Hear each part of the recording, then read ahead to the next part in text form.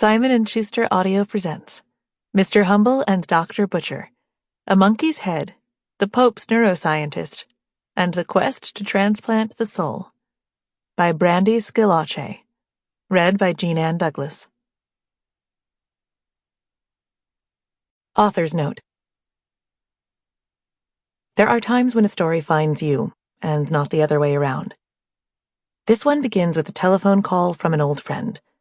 A friend who happens to be a brain surgeon.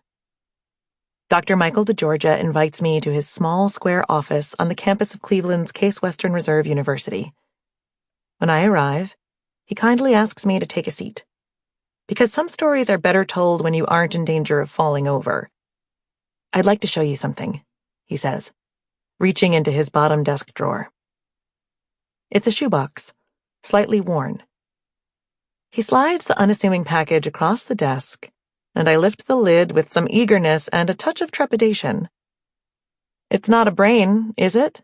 I ask. "No," he tells me. "Or at least, not exactly." A computation notebook, faded and brown and labeled Massachusetts Institute of Technology, lies on top. The name Robert J. White has been written on the front. As I turn the pages, I see cramped writing, old glue, and spots of rust here and there. "Probably mouse blood," Michael says. It's an experimental record.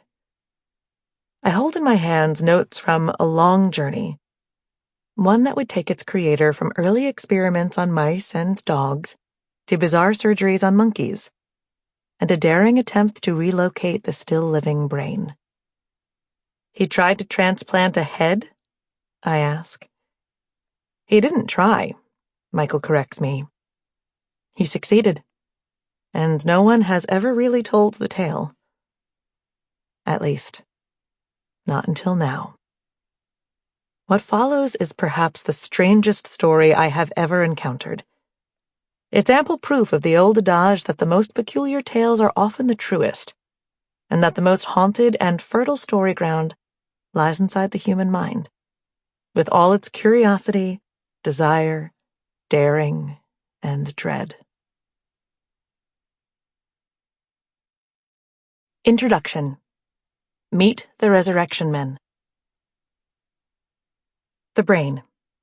3 pounds of gelatinous convolutions and 100 billion nerves, invisible in its machinations but responsible for all we think, all we do, and all we are.